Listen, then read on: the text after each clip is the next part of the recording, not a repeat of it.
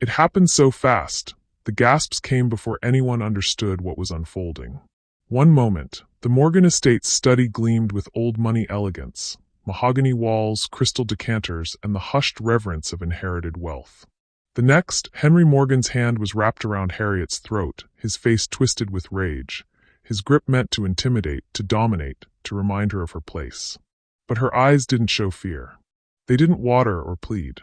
They locked onto his with the kind of steel-cold calculation that came from facing real enemies, the kind that made his boardroom power look like a child's tantrum.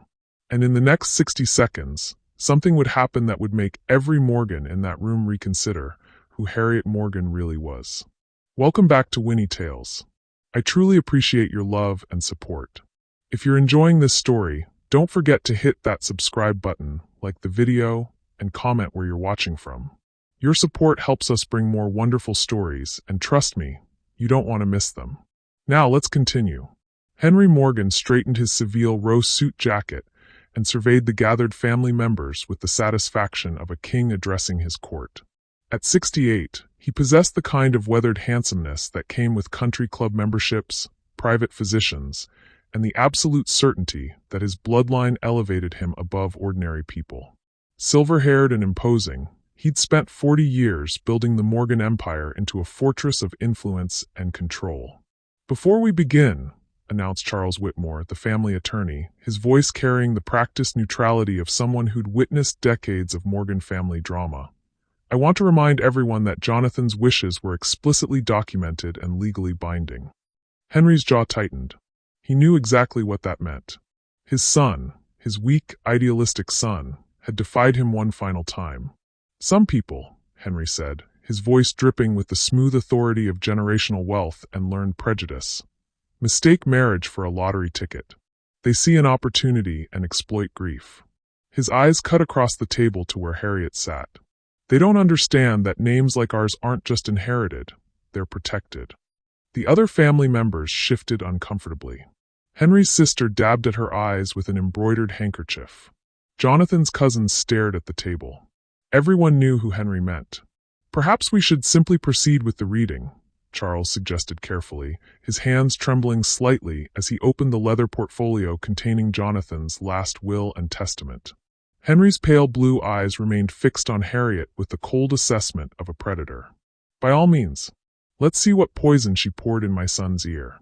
Across the table, Harriet Morgan sat with her hands folded, her posture straight, her expression serene.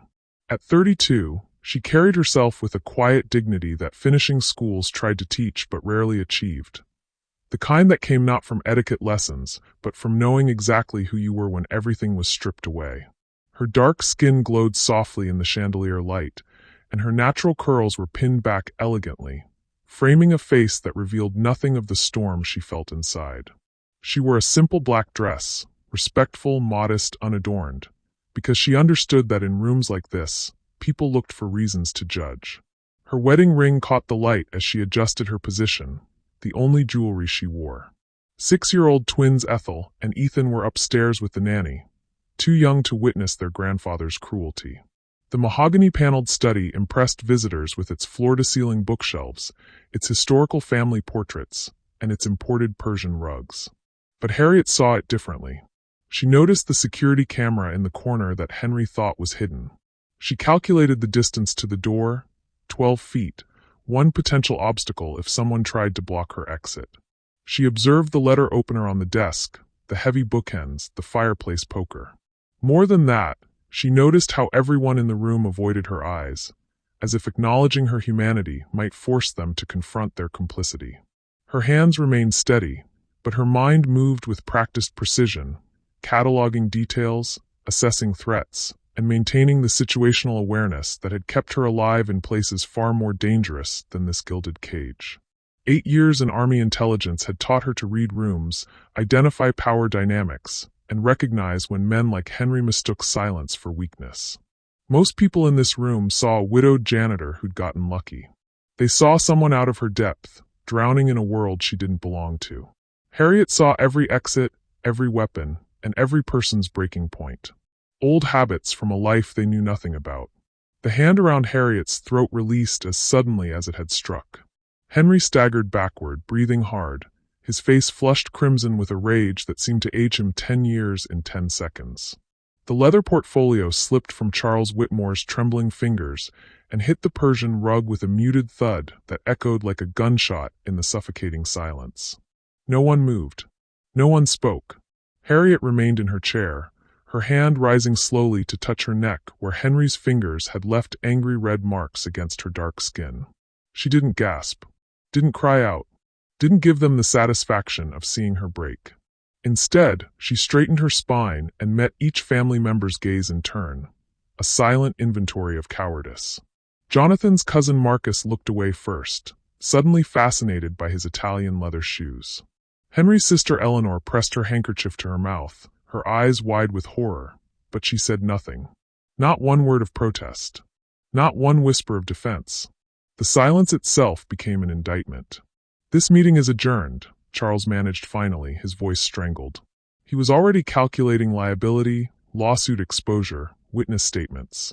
His hand shook as he gathered the scattered papers.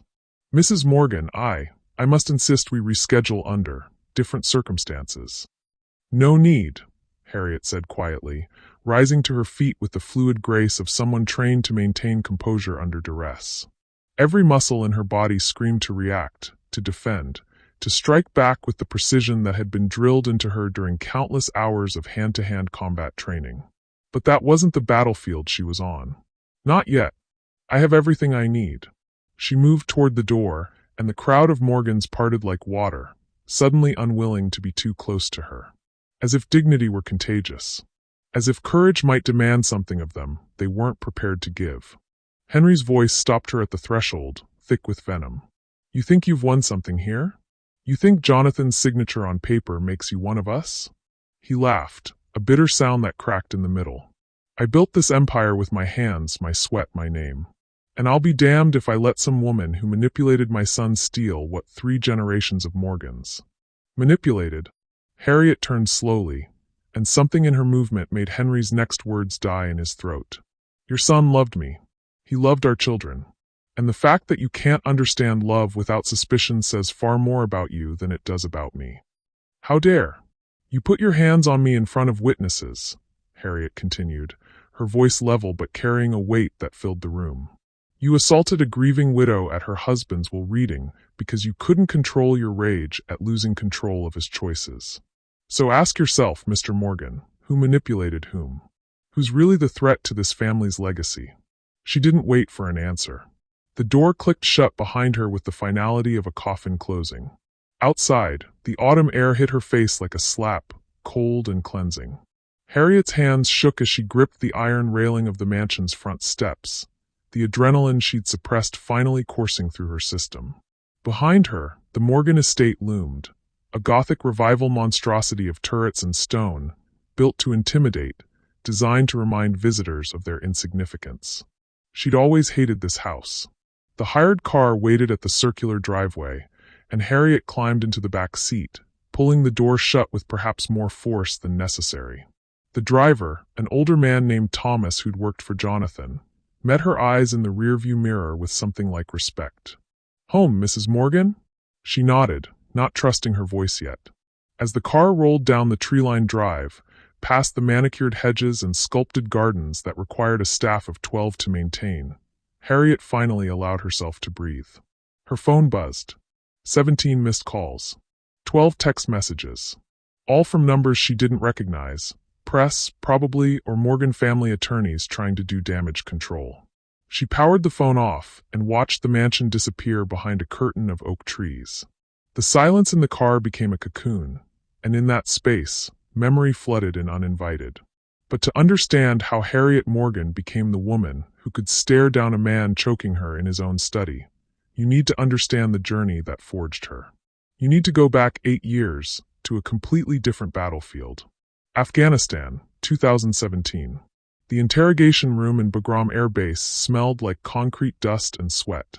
Harriet, then Lieutenant Morgan, Army Intelligence Corps, sat across from a Taliban commander who'd been captured after a failed attack on a supply convoy. He was older than she expected, with graying hair and eyes that calculated as quickly as her own. "They send me a woman?"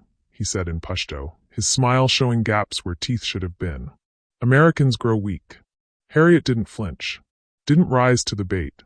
She'd been trained by the best interrogators in the military, men and women who understood that information flowed not from fear but from patience, from reading microexpressions, from understanding psychology better than the subject understood themselves. "You have two choices," she said calmly in his language, her accent flawless after 2 years in country. "You can help me understand your network, or you can watch your opportunity to reduce your sentence disappear. Time moves in one direction." His eyes narrowed. "You think you frighten me? I don't need to frighten you. I need you to be smart." She leaned back, creating space, showing she had all the time in the world. "Fear is temporary. Consequences are permanent." It took 3 hours, but he talked. They always did, eventually. Not because of threats. Harriet never made threats. But because she had something rare in military intelligence. The ability to make even enemies believe she saw them as human beings. That she listened. That their choices mattered. Control, her commanding officer had told her once, isn't about domination. It's about understanding the battlefield better than your opponent does. It's about knowing when to push and when to wait. When to speak, and when silence becomes its own weapon. Those lessons had kept her alive through 8 years of deployments, 2 combat zones, and countless situations where men had underestimated her because of her gender, her race, or both. The car hit a pothole, jolting Harriet back to the present. They were passing through the city now, the suburban sprawl of privilege giving way to neighborhoods where real people lived. Row houses with Halloween decorations, corner stores with hand-painted signs, children playing basketball in driveways. Her neighborhood. Her home. The modest 3-bedroom colonial looked absurdly ordinary after the Gothic excess of the Morgan estate. No turrets. No imported stone. Just white siding that needed painting and a front lawn scattered with the twins' toys. A plastic slide, a forgotten jump rope, a deflated soccer ball. It looked like heaven. Harriet thanked Thomas and climbed out, her heels sinking slightly into the soft grass. The front door opened before she reached it, and Maria, the nanny, a grandmother from El Salvador who treated Ethel and Ethan like her own, stood in the doorway with worry etched across her face. "Mrs. Morgan, your neck." "I'm fine, Maria." Harriet touched the marks again, already planning how to explain them to her children. "Are they awake?" "Asleep, thank God. They kept asking when you'd be home." Maria's eyes searched Harriet's face. "That family, they hurt you." It wasn't a question. "Not in any way that matters," Harriet said, though they both knew it was only partially true. She paid Maria for the evening, added an extra $100 that would be refused, and then accepted, and locked the door behind her. The house felt different tonight, smaller somehow but also safer. No one here would judge her children for existing. No one here would question whether she deserved basic human dignity. Harriet climbed the stairs silently, checking on the twins in their shared bedroom. Ethel slept with her arms flung wide, taking up 3/4 of the bed. Ethan was curled into a tight ball, clutching the stuffed elephant Jonathan had given him on his 3rd birthday. Both of them had their father's nose, his gentle chin. Both of them would grow up knowing they were loved, even if half their family couldn't see past the color of their mother's skin. She kissed each forehead and retreated to her own bedroom, the room she'd once shared with Jonathan, before the car accident that the police called tragic and unavoidable. Before the funeral where Henry had refused to sit in the same pew. Before the will reading that had ended with his hands around her throat. Harriet locked the door and moved to the closet, pushing aside work clothes and forgotten winter coats until her hands found the old military chest tucked in the back corner. Olive drab. Army issue. Covered in the scars of 3 deployments, stickers from different bases, a faded unit insignia, her name stenciled in black, LTH, Washington Morgan. She hadn't opened this chest since Jonathan's funeral. Hadn't wanted to contaminate her grief with memories of war. But tonight, she needed to remember who she was before she became someone's widow. Before she became someone's target. The lock clicked open. Inside, meticulously organized, lay the artifacts of another life. Her dress uniform, badges of rank, commendation medals she'd never displayed, training manuals with her handwritten notes in the margins. And there, beneath a folded American flag, something that made her breath catch. A small external hard drive, labeled in Jonathan's handwriting. Harriet, for when you need the truth. Her hands trembled as she lifted it from the chest. When had he put this here? Why hadn't he told her? Then she remembered. 3 weeks before his death, Jonathan had asked where she kept her important army stuff. She'd laughed, thinking he was just making conversation, and told him about the chest in the closet. He'd smiled that soft smile of his and changed the subject. But he'd remembered, because Jonathan always remembered the things that mattered. Harriet carried the hard drive to the small desk by the window and opened her laptop. The streetlight outside cast long shadows across the keyboard as she plugged in the device and waited for it to mount. The cursor blinked. Once. Twice. Then folders appeared. Dozens of them. Each labeled with dates and cryptic reference numbers. Her eyes scanned the file names, her military training kicking in automatically to decode the pattern. Morgan Holdings. Offshore 2018 to 2023. City Council payments documentation. Foundation fraud evidence. Dad, final warning. Her heart hammered against her ribs. Jonathan had been investigating his own father. She opened the last folder with shaking fingers. Inside was a video file dated 2 weeks before his death. The thumbnail showed Jonathan sitting in his home office, the one Henry had forced him to keep in the Morgan mansion so he'd be accessible to family business. Harriet clicked play. Jonathan's face filled the screen, tired, scared, but determined. Harriet, if you're watching this, then something's happened to me. Something I couldn't prevent. He paused, choosing his words carefully. My father is not who we thought he was. He's not just ruthless in business, he's criminal. Fraud, bribery, exploitation. I found evidence going back 20 years.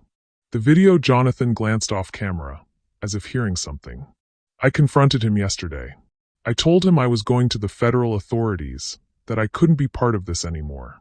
He said, Jonathan's voice cracked. He said blood doesn't threaten blood. That I was being naive. That you had poisoned me against my own family. Tears blurred Harriet's vision as she watched her husband's last message. I'm scared, Harriet. Not for me, for you and the twins. If anything happens, don't trust anyone with the Morgan name except Uncle Lewis. He tried to stop Dad years ago and was pushed out. The evidence is all here. Everything you need to bring down his empire. Jonathan leaned closer to the camera, his eyes pleading. But promise me you'll be careful. My father is dangerous when cornered. He'll do anything to protect what he thinks he's built. The video ended. Harriet sat in the darkness, the implications settling over her like snow. Jonathan's car accident. The police report that said he'd lost control on a curve he'd driven 1,000 times. The brake failure that investigators called mechanical coincidence. The death that had been ruled accidental without a second look. Henry hadn't just attacked her tonight because of the will. He'd attacked her because she was a witness to his crimes, his cruelty, his capacity for violence. And if Jonathan had been right to be afraid. The sound of a car door slamming outside made Harriet freeze. She moved to the window, her body automatically falling into tactical positioning. Standing to the side, not silhouetted against the light, giving herself a clear view without exposure. A black sedan idled at the curb. No one got out. The engine kept running. Harriet watched for 30 seconds. 60. The car didn't move. Then her phone, powered off in her purse, began to buzz. She retrieved it, saw 17 new voicemails, and a single text message from a blocked number. Some women don't know when to disappear. Ask Jonathan. The sedan's taillights flared red, and it pulled away slowly, deliberately, a message delivered without words. Harriet locked every door in the house, checked every window, and returned to her bedroom with the external hard drive clutched in her hands. She copied every file to 3 separate encrypted locations, emailed one to a secure military account she still maintained, and uploaded another to a cloud server with instructions to release it publicly if she didn't log in within 30 days. Then she sat on the edge of her bed, Jonathan's framed photo on the nightstand, and whispered to the man who'd tried to protect her even in death. If this is what you left me, then I'll finish what you started. But unlike Jonathan, who'd confronted Henry with the naive belief that truth would be enough, Harriet understood something her late husband never had. Wars weren't won by those who had right on their side. They were won by those who understood the battlefield anticipated every move, and struck with precision when the enemy least expected it. Henry Morgan had raised his hand to her twice, once figuratively by murdering her husband, and once literally by putting his hands on her throat.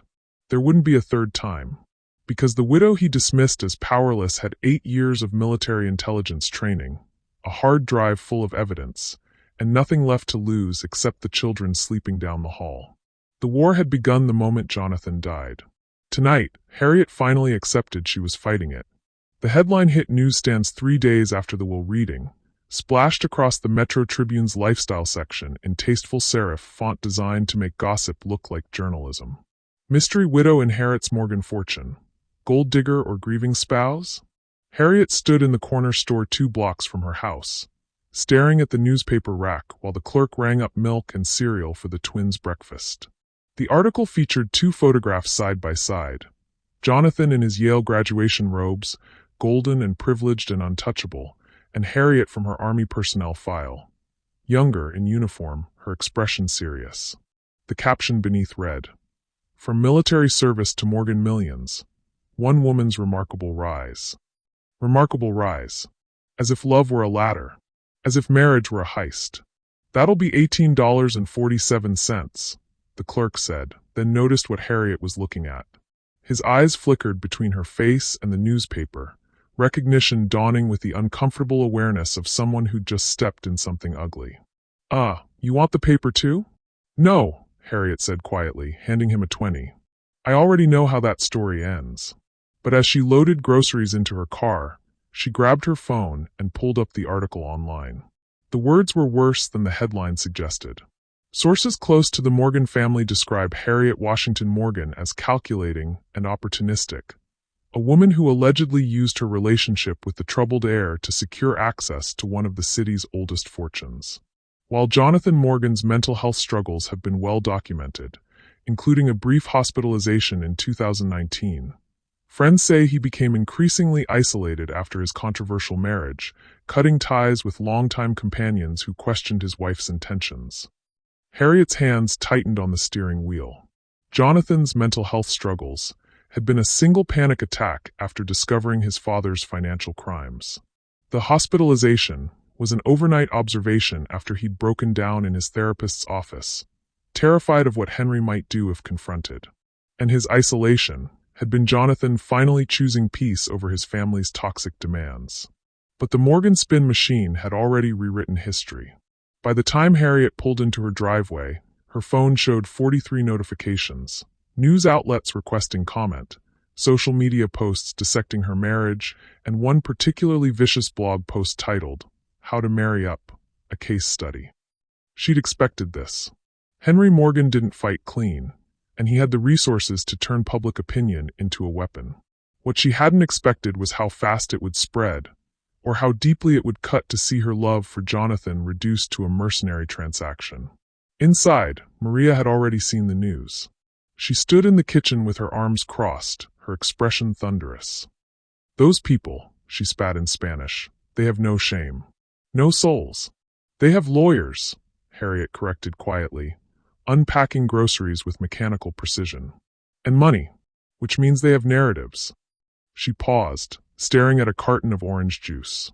"But narratives only work if people believe them. You sue them, yes? For the lies.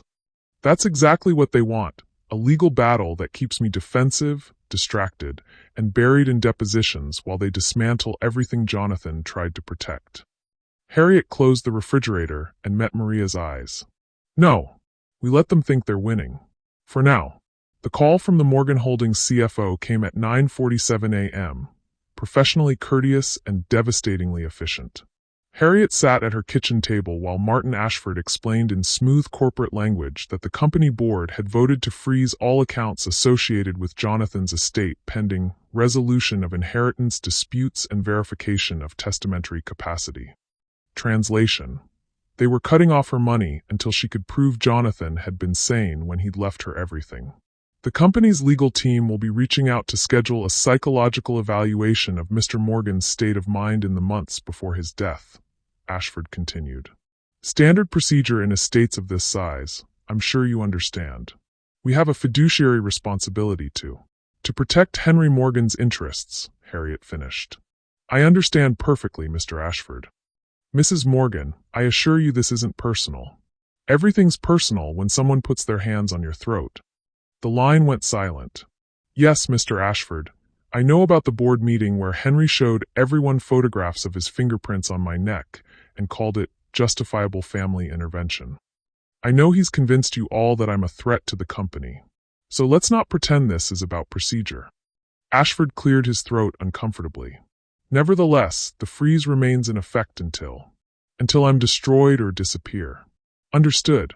Harriet ended the call and stared at her banking app, watching Jonathan's accounts shift to restricted access in real time. 6 accounts frozen. The trust fund for the twins frozen. Even the household expense account Jonathan had set up so she wouldn't have to ask his family for money frozen. The Morgans were systematically erasing her financial existence. Harriet's phone buzzed again. This time a blocked number. She almost ignored it, then something made her answer. Mrs. Morgan? The voice was hesitant, whispering, like someone calling from a bathroom stall. This is Charles Whitmore. Please don't say my name aloud if anyone's near you. The family lawyer. The man who'd watched Henry assault her and done nothing. I'm listening, Harriet said flatly. I need to meet with you. Not at my office, somewhere public but quiet. There are things about Jonathan's will you need to know. Things I couldn't say in that room. A pause. Things Henry tried to make me hide. Why would you help me now? Loyalty find you suddenly? Because your husband made me swear on my daughter's life that I'd read every clause exactly as written, no matter what his father threatened. And because, Charles's voice cracked slightly. Because I've worked for the Morgans for 23 years, and I've watched them destroy everyone who gets in their way. I'm tired of being their weapon. They agreed to meet at a coffee shop in the Arts District, far from Morgan territory, in 2 hours.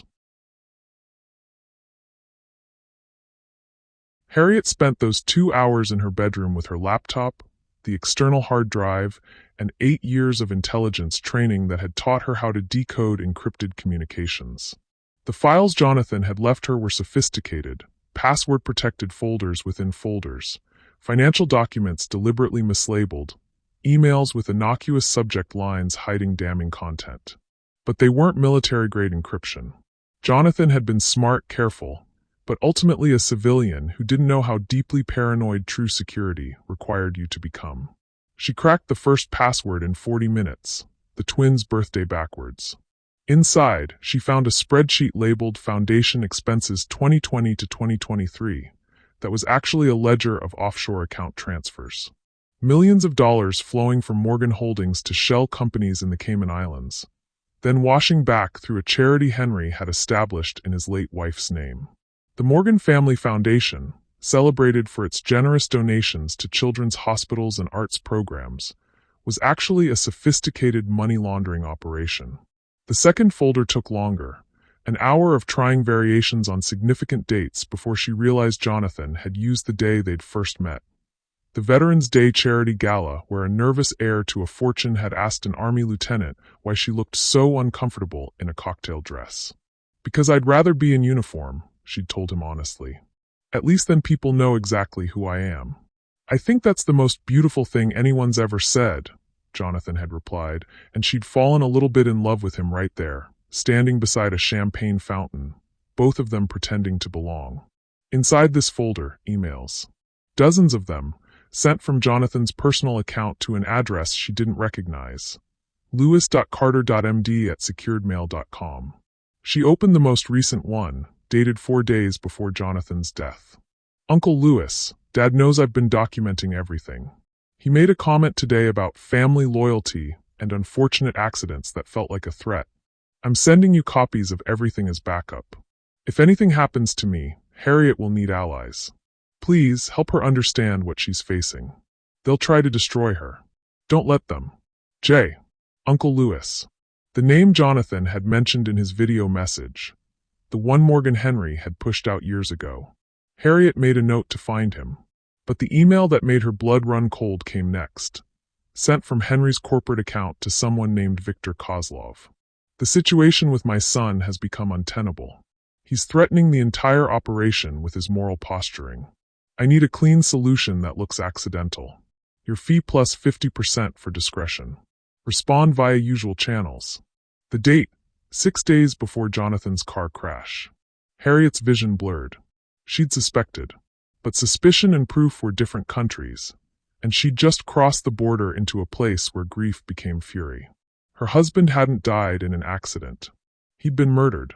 And she'd been living in the same house as his killer, making small talk at holidays, letting him near their children. The rage that swept through her was cold and surgical. Not the hot anger of impulse, but the calculated fury of someone who'd learned to channel emotion into strategy. She copied the email 3 times, backed it up to 4 separate locations, then sent an encrypted message to a contact she hadn't used in 3 years. Reaper, need a favor. Call ASAP. Valkyrie. Charles Whitmore looked like he'd aged a decade in 3 days.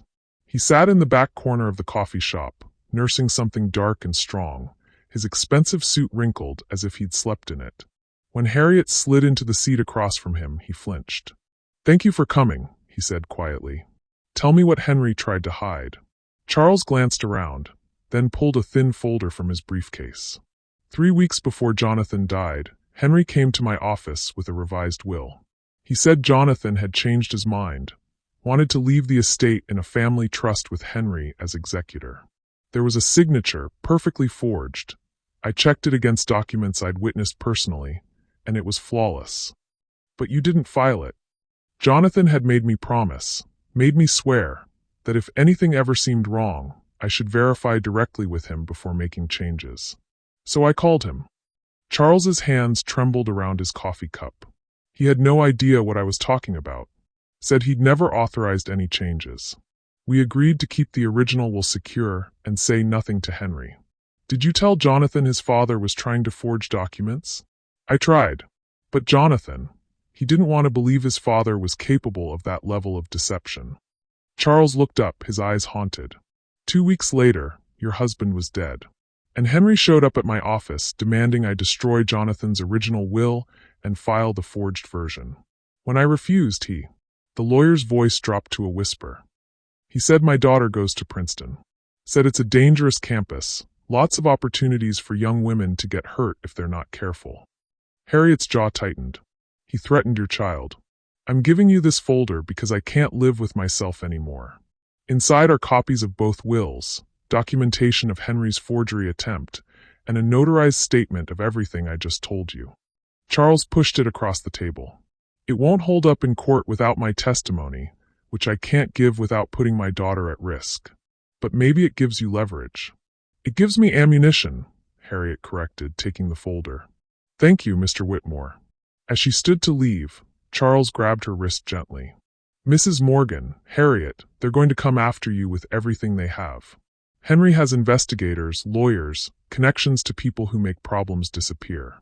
Please be careful. I was trained by people who made enemies disappear, Harriet said softly. Henry Morgan has no idea what careful looks like. The response from Reaper came 90 minutes later. A signal message with coordinates to a secure video call. At exactly 8 p.m., Harriet locked her bedroom door, activated a VPN, and connected to an encrypted channel. Inside, for folders, each more damning than the last. Folder 1. Offshore Empire.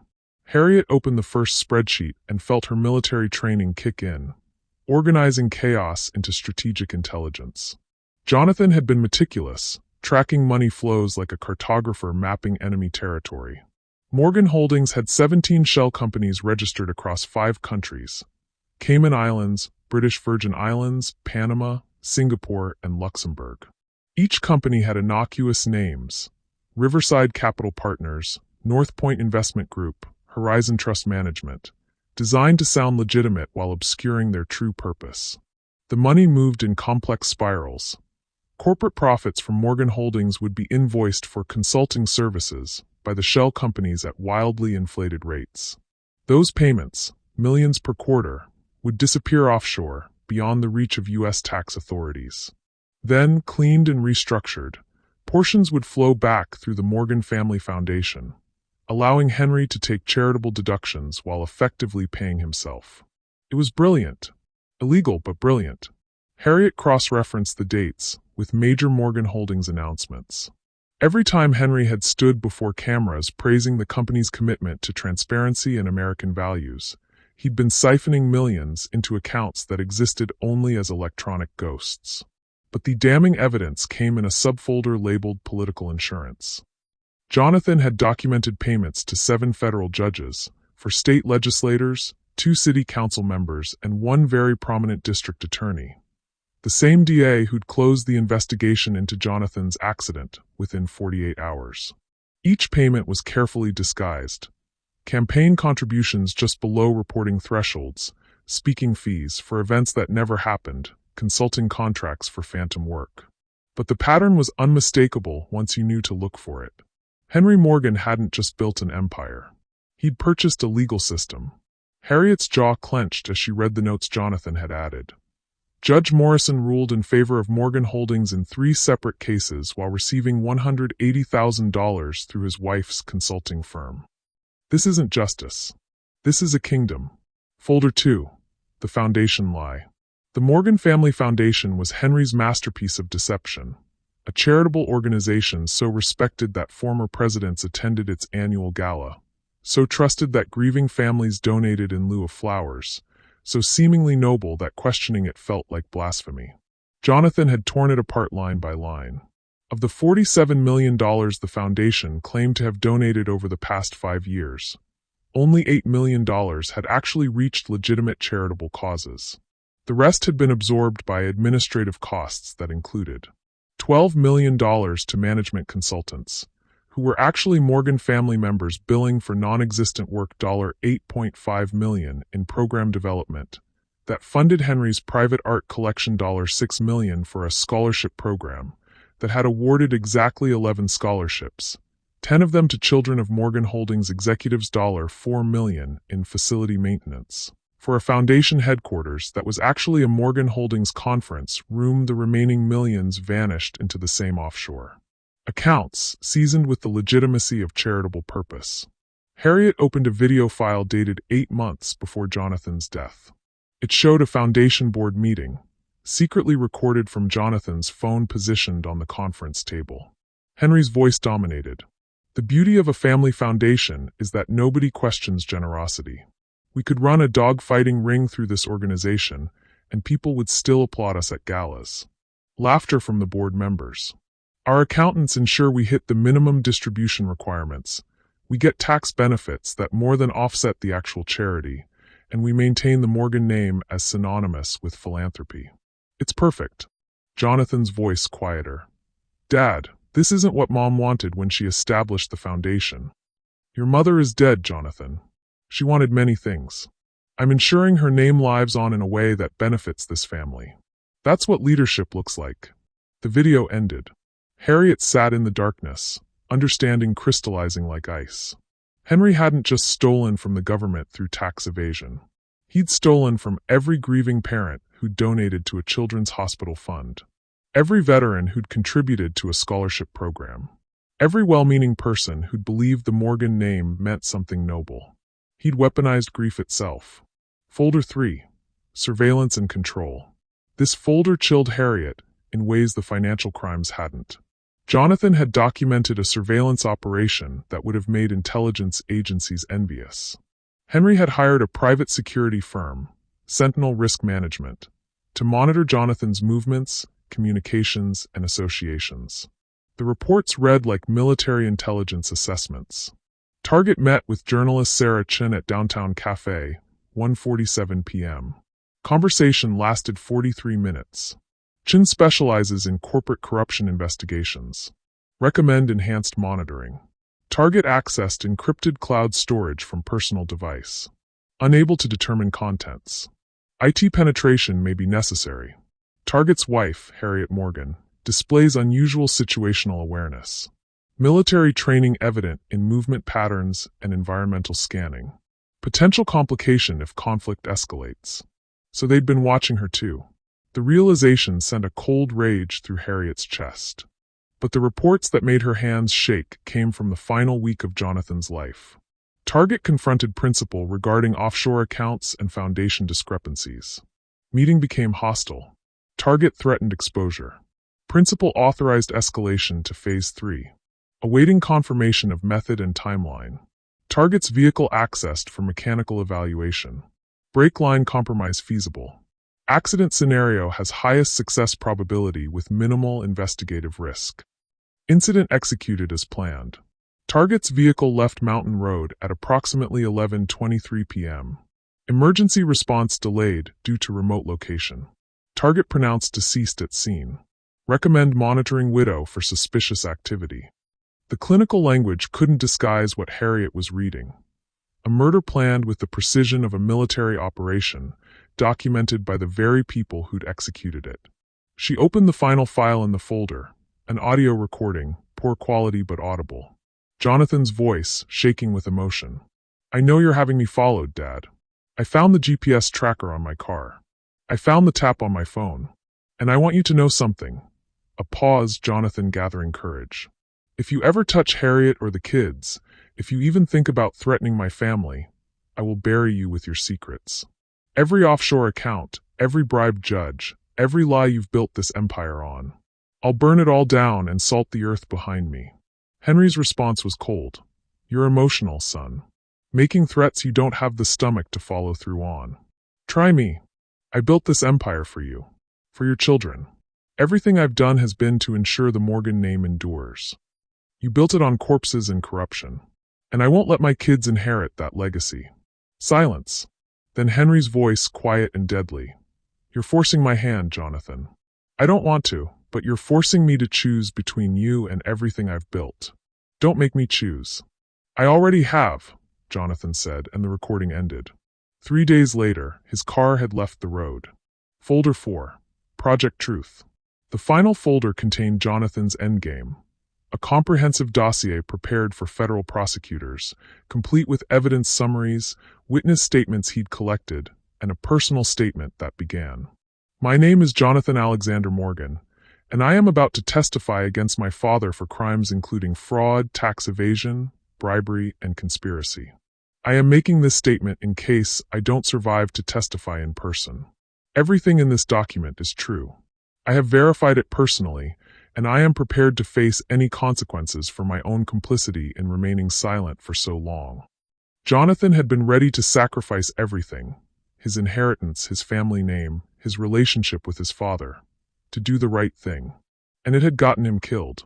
Harriet closed the laptop and sat in darkness, grief and rage warring in her chest. She'd loved Jonathan for his gentleness, his kindness, his belief that people were fundamentally good. She'd worried sometimes that he was too soft for his family's cutthroat world. But he'd been brave in ways she hadn't understood. He'd stood up to a monster when it would have been easier to look away. And he'd loved her and their children enough to risk his life protecting them. I'm sorry, she thought, touching the framed photo on her nightstand. I'm sorry I didn't see what you were fighting. I'm sorry you had to fight it alone. But he hadn't left her alone. He'd left her weapons. Harriet opened a new document and titled it Project Redemption. The name felt right, not revenge, not destruction, but something more purposeful. Jonathan had wanted to expose the truth. She would finish what he'd started, but with the precision and strategic thinking her military training had instilled. She began typing, organizing the evidence into a narrative that prosecutors couldn't ignore. Executive Summary. Henry Morgan, CEO of Morgan Holdings and chairman of the Morgan Family Foundation, has engaged in a decades-long pattern of fraud, tax evasion, bribery, and political corruption. His son, Jonathan Morgan, attempted to expose these crimes and was murdered for it. The following dossier contains evidence sufficient to secure federal indictments on charges including wire fraud, 18 U.S.C. Section 1343, tax evasion, 26 U.S.C. Section 7201, bribery of public officials, 18 U.S.C. Section 201, conspiracy to commit murder, 18 U.S.C. Section 1117, RICO violations, 18 U.S.C. Section 1961.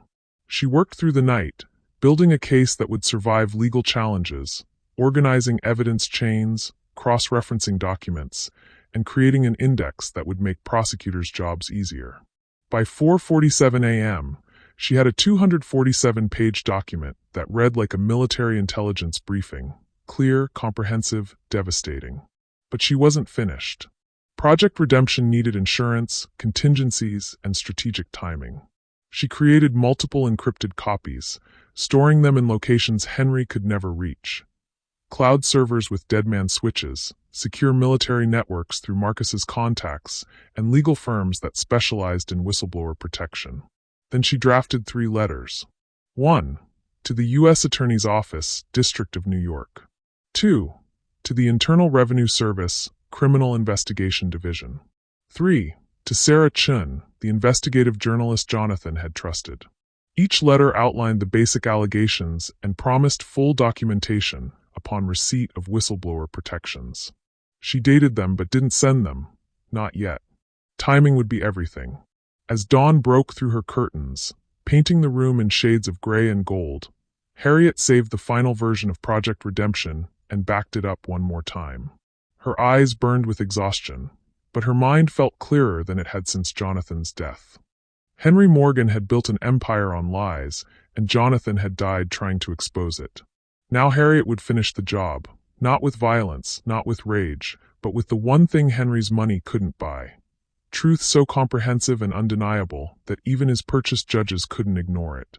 She stood and walked to the window, watching the neighborhood wake up.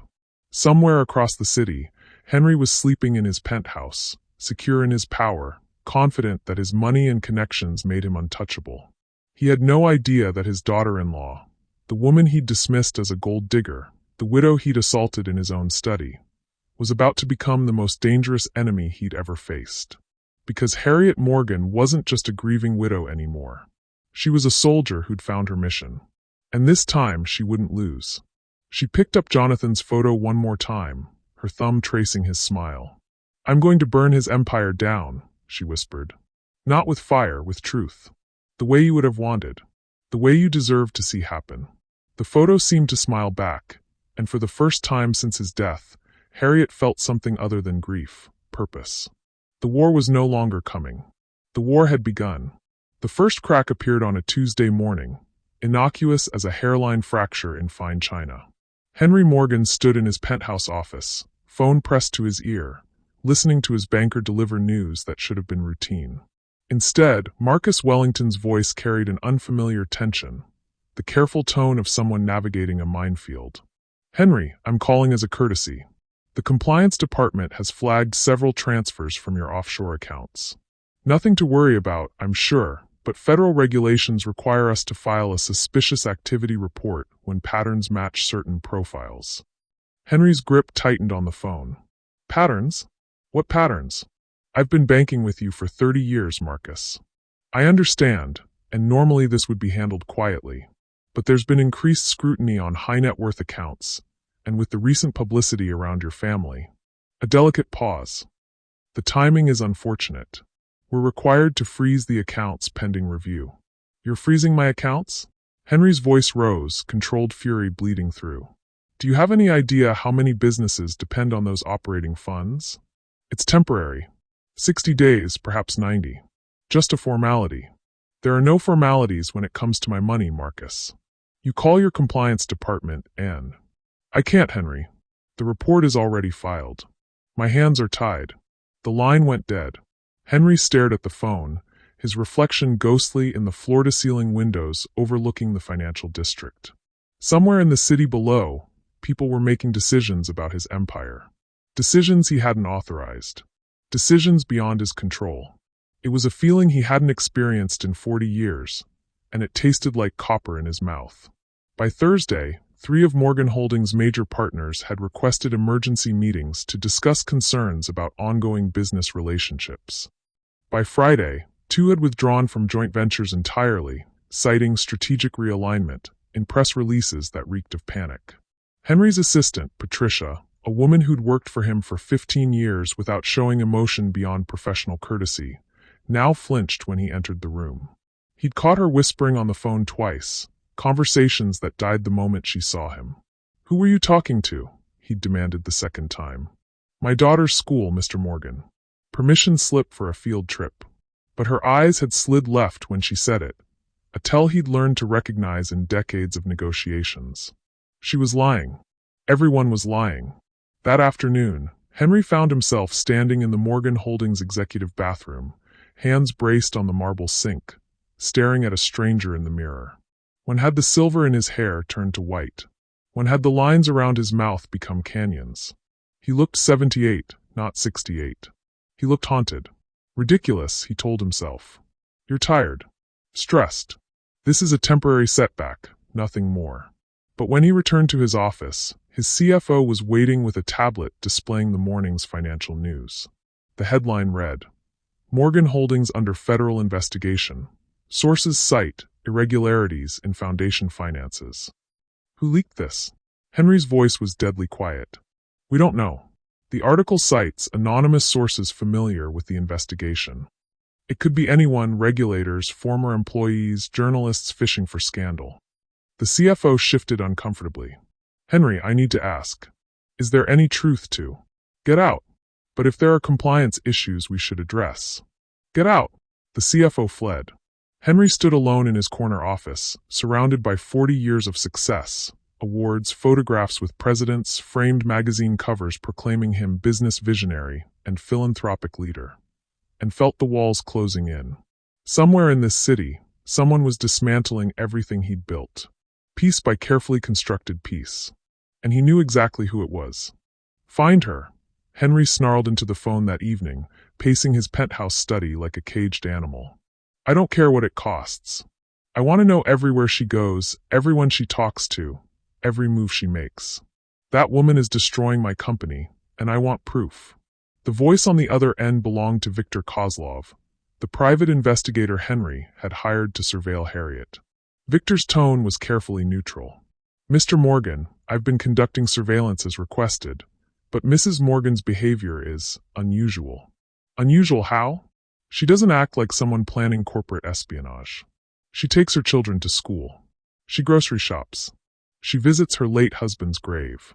The most suspicious thing she's done is meet with a lawyer, Charles Whitmore, your family attorney, but that could be legitimate estate business.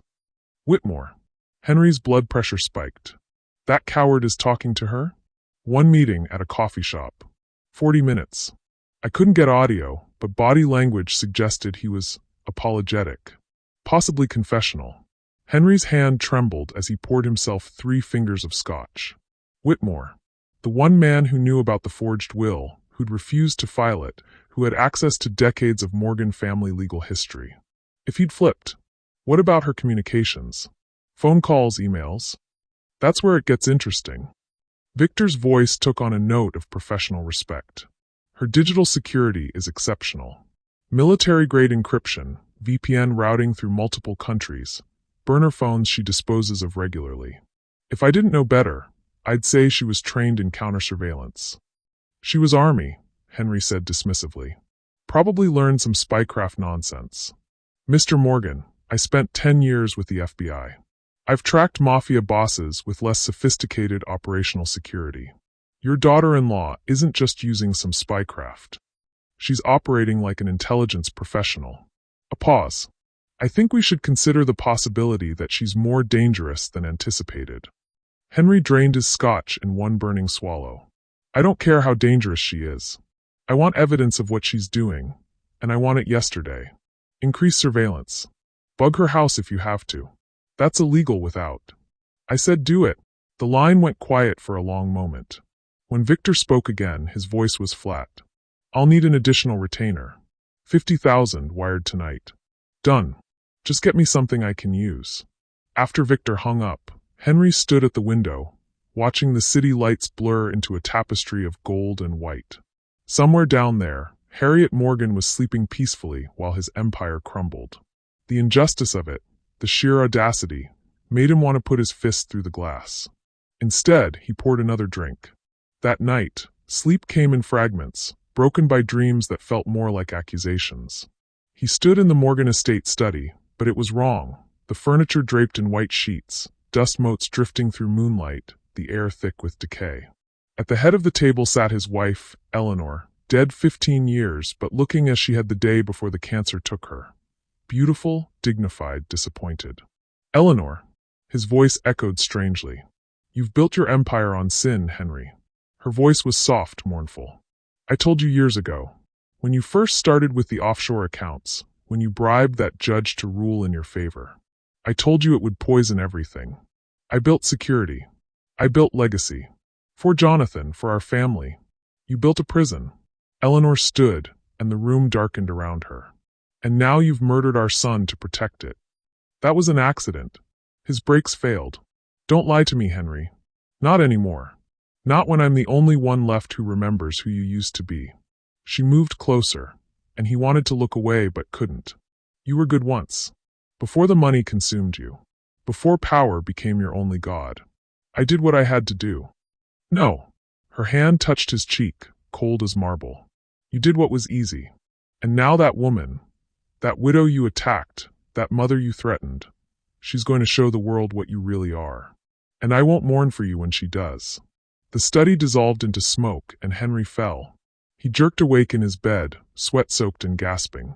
The clock read 3:47 a.m. The penthouse was silent except for the hum of climate control and the distant wail of sirens far below. Eleanor's voice echoed in his mind. You've built your empire on sin. Shut up, he whispered to the darkness. You're dead. You don't get to judge me anymore. But the darkness didn't answer, and somehow that was worse. By Monday morning, Viktor Kozlov had disappeared. His phone went straight to voicemail. His office, a discreet suite in a building Henry owned, was empty, furniture and files gone as if the space had never been occupied. His assistant claimed she hadn't heard from him in 3 days and seemed genuinely worried. Henry stood in the vacant office, feeling his chest tighten. People didn't just vanish. Not professionals like Victor. Unless they had reason to run. Unless they'd been compromised. Unless they'd been bought. The realization hit him like ice water. Harriet had gotten to Victor. Somehow, she'd discovered Henry's surveillance operation and turned his own investigator against him. The woman was a ghost, a phantom who moved through his world touching nothing but destroying everything.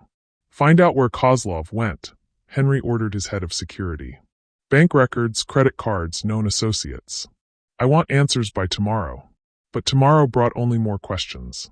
Victor's accounts had been drained 2 days before his disappearance. $240,000 wired to an offshore account in Belize, followed by another $100,000 to what appeared to be a cryptocurrency exchange. Then nothing. No paper trail, no electronic footprint.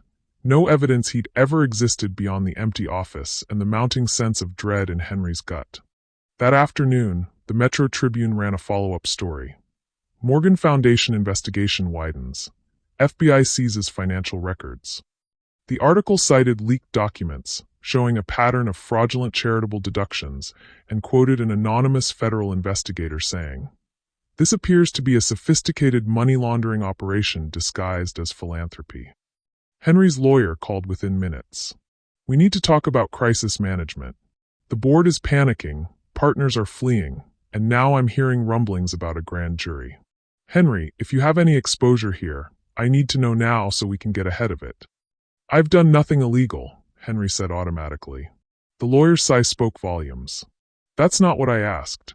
Across the city, Harriet sat in her modest kitchen, laptop open to a news feed showing Henry's empire in slow-motion collapse. Marcus had called an hour ago with an update. The leaked documents were actually from Project Redemption's preliminary summary, sanitized and anonymized, fed to a journalist through Viktor Kozlov before the investigator vanished into a comfortable retirement in Belize with a new identity and a very generous severance package. "The beauty of it," Marcus had said with grudging admiration, "is that you didn't break any laws. Kozlov came to you, offered to sell information about Henry's surveillance operation, and you simply suggested he might want to share certain documents with the press before leaving the country. Hell, you even helped him negotiate a better book deal." "A book he'll never write," Harriet had replied. "A book he doesn't need to write. The advance alone set him up for life." Now, watching the media frenzy build, Harriet felt no satisfaction. Only the cold purpose of someone executing a long-term strategy. Henry was panicking, making mistakes, revealing fractures in his carefully constructed empire. Soon, he'd be desperate enough to make the fatal error she was waiting for. Her phone buzzed.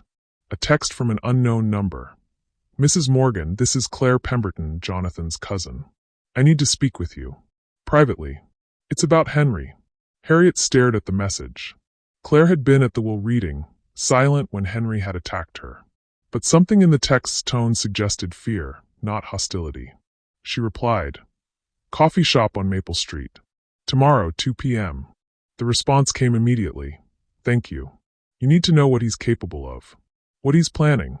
Harriet closed the laptop and looked at the framed photo of Jonathan on the kitchen counter. "The walls are closing in," she whispered. "Just like you wanted. Just like you planned." That night, Henry Morgan sat alone in his penthouse study, surrounded by 50 years of success now turning to ash. His hands shook as he poured his fourth drink. The walls, covered in awards, photographs, evidence of his prominence, seemed to mock him. On his desk lay a stack of subpoenas. Federal investigators wanted his financial records, his correspondence, his phone logs. The U.S. attorney had opened a formal investigation. Partners were distancing themselves. The board was scheduling an emergency meeting to discuss leadership transition. Everything he'd built was crumbling, and he couldn't see the hand pushing it down. Harriet moved like smoke through his world, visible one moment and gone the next, leaving destruction in her wake, but never making a move he could counter. His phone rang. An unknown number. Against his better judgment, he answered. No voice on the other end. Just breathing.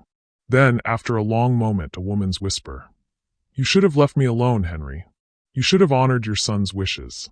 Now you're going to learn what Jonathan tried to teach you. That some people can't be bought, bullied, or broken. Sleep well." The line went dead. Henry sat in the darkness, his empire crumbling around him, and felt something he hadn't experienced since childhood, genuine fear. The hunter had become the haunted. The doorbell rang at 7:15 p.m. on a Thursday, just as Harriet was finishing dinner with the twins. Ethel was narrating an elaborate story about her classroom hamster's escape, complete with sound effects, while Ethan pushed green beans around his plate with the dedication of someone defusing a bomb.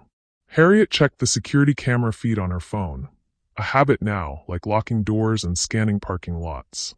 The man on her porch was in his mid-50s, black, distinguished-looking in wire-rimmed glasses and a charcoal cardigan.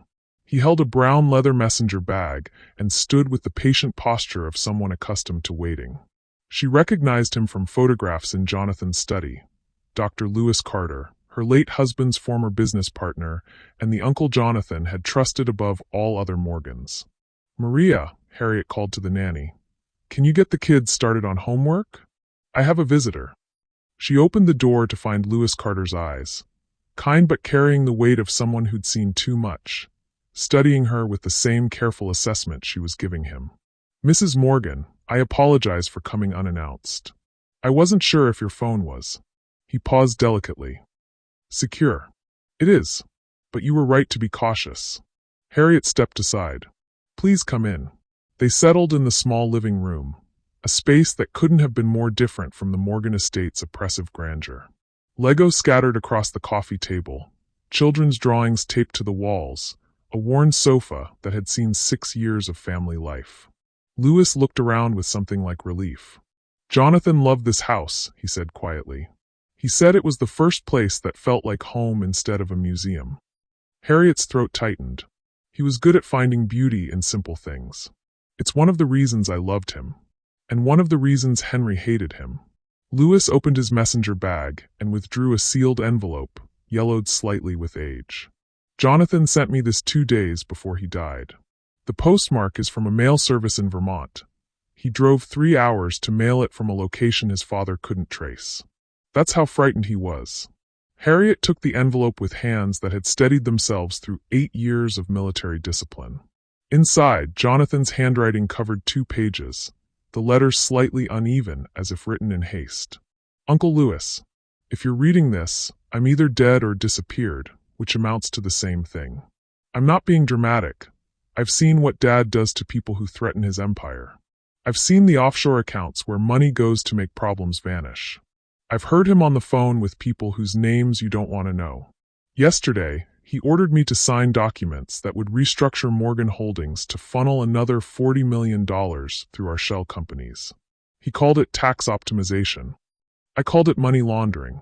When I refused, he said I was forcing his hand. Those were his exact words. You're forcing my hand, Jonathan. I'm documenting everything. Every account, every fraudulent transaction, every bribe. I'm leaving it all with Harriet because she's the only person I trust completely. She's stronger than she looks, smarter than anyone gives her credit for, and braver than I'll ever be. If something happens to me, please help her. Not with money. Dad will try to cut her off, but she'll manage. Help her understand what she's facing. Help her know she's not alone.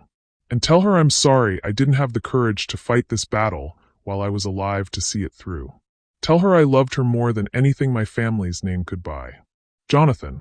P.S. Don't trust anyone with the Morgan name except yourself. Dad has been buying loyalty for 40 years.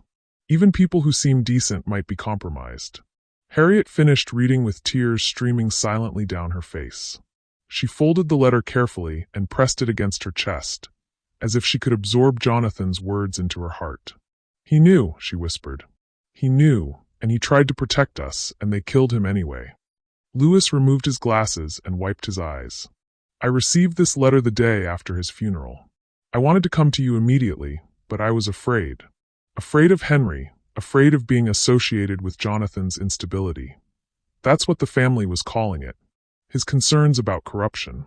He replaced his glasses and his voice hardened. I was a coward, but I'm done being afraid. What changed?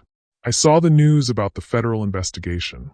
I saw Henry's empire starting to crack. And I realized someone was fighting the battle Jonathan couldn't finish. Louis met her eyes. That someone is you, isn't it? Harriet didn't answer directly. Why come to me now? Because I have something you need. He pulled out a flash drive. 20 years of Morgan Holdings internal communications. Financial records, meeting minutes, emails. I copied everything before Henry forced me out of the company in 2015 for questioning strategic direction, which was code for refusing to help him bribe a city inspector. He set the flash drive on the coffee table between them like a grenade with the pin pulled. Jonathan wasn't the first Morgan to stand up to Henry. He was just the first one Henry couldn't intimidate into silence. Because he had you. Because he had something worth fighting for beyond money and name. Louis's voice broke slightly. Let me help you finish what my nephew started. Please. Harriet picked up the flash drive, feeling its weight. Not the physical ounces, but the weight of 20 years of evidence, of one man's courage to preserve truth when it would have been easier to destroy it. I could use an ally, she said finally. But you need to understand what you're signing up for. Henry's not just going to lose his company. He's going to lose everything, his freedom, his reputation, his legacy. And he'll fight like a cornered animal. People close to me become targets. I'm already a target. I've been one for 10 years. Louis smiled grimly. The difference is now I'm choosing to fight back. The alliance grew faster than Harriet had anticipated. 2 days after Louis's visit, Charles Whitmore showed up at her door with 2 bankers' boxes full of documents. Copies of everything, the family lawyer said, hauling them into her living room with the desperate energy of someone unburdening himself. Fraudulent ledgers, forged documents, wire transfer records. 30 years of Morgan family legal work, and 90% of it was helping Henry hide crimes. He looked 10 years older than at the will reading. My daughter's on a semester abroad now. In Prague. Henry can't touch her there. So I'm done protecting him. Harriet, Louis, and Charles spread documents across her dining room table, building a 3-dimensional map of Henry's corruption. What emerged was more extensive than even Jonathan had documented. A criminal enterprise spanning 4 decades, touching everything from local zoning boards to federal contracts. He didn't just build a company, Louis said, staring at the evidence. He built a machine for converting illegal activity into legal wealth. And we're going to dismantle it, Harriet replied. Piece by piece. That night, after Charles and Louis had left with promises to return the following evening, Harriet sat at her laptop and opened a new document. She titled it, Operation Purge. The name felt appropriate. Not destruction for its own sake, but surgical removal of something diseased. She'd learned in the army that the best operations weren't about overwhelming force. They were about hitting every critical weakness simultaneously, creating cascading failures the enemy couldn't recover from. She began mapping Henry's vulnerabilities. Legal. Federal investigation already opened. IRS flagging accounts. District attorney vulnerable to exposure for accepting bribes. Financial, offshore accounts frozen. Partners withdrawing. Stock price falling as rumors spread. Media, investigative journalists circling. One leaked document had opened the floodgates. More strategic leaks would keep them hungry. Personal, Henry's paranoia increasing. Making mistakes. Drinking heavily according to Lewis's sources still inside Morgan Holdings. Family, cracks forming. Claire Pemberton wanting to meet. Other relatives starting to question decades of blind loyalty. The key was timing. Hit too early, and Henry might escape with his wealth intact, fleeing to a country without extradition. Wait too long, and he might destroy evidence or harm someone else. She needed to strike when he was most vulnerable, but before he became desperate enough to do something irreversible. Harriet created a timeline, color-coded and cross-referenced. Week 1 to 2, continue media pressure. Anonymous leaks to multiple outlets. Force Henry into reactive mode. Week 3, legal pressure increases. More subpoenas. Charles files formal complaints with State Bar about unethical practices, implicating other Morgan family lawyers. Week 4, financial pressure peaks. Lewis uses his board contacts to call emergency shareholder meeting questioning Henry's leadership. Week 5, personal pressure. Harriet surfaces publicly, gives carefully scripted interview about Jonathan's death and her concerns about the accident investigation. Week 6, the trap closes. Federal prosecutors receive complete evidence package. Arrest warrants issued. It was ambitious, risky, required perfect coordination and timing. It was also the kind of operation that had made her one of the most effective intelligence officers in her unit. "I don't fight wars with bullets anymore," she murmured, studying the plan. "I fight them with truth." Across the city, Henry Morgan stood in his corner office at 11:47 p.m., alone except for a bottle of scotch that was half empty or half full depending on one's optimism. His assistant had quit that morning. His CFO had requested a leave of absence for health reasons. The board had scheduled a meeting for Friday to discuss leadership succession planning. Succession planning. As if he were already dead. His computer screen glowed with news alerts, each one another nail in his coffin. Morgan Holdings stock plummets 23% amid fraud allegations. Federal grand jury convenes in Morgan Foundation case. Former employees describe culture of intimidation at Morgan Empire. "How?" he screamed at the empty office, his voice echoing off glass and steel. "How do they know things I buried 30 years ago? How are they finding documents that were destroyed?" But he knew how. Someone on the inside was betraying him. Multiple someones. His empire, built on loyalty purchased with money and maintained through fear, was collapsing because he'd forgotten a fundamental truth. Loyalty bought is loyalty sold. And someone was outbidding him. He poured another drink with shaking hands, scotch sloshing over the rim. His reflection in the window looked like a stranger, haggard, desperate, defeated. When had he become this person? When had the empire he'd built become a prison? The phone rang. His private line, the number only a handful of people knew. He answered without thinking. "What?" Silence.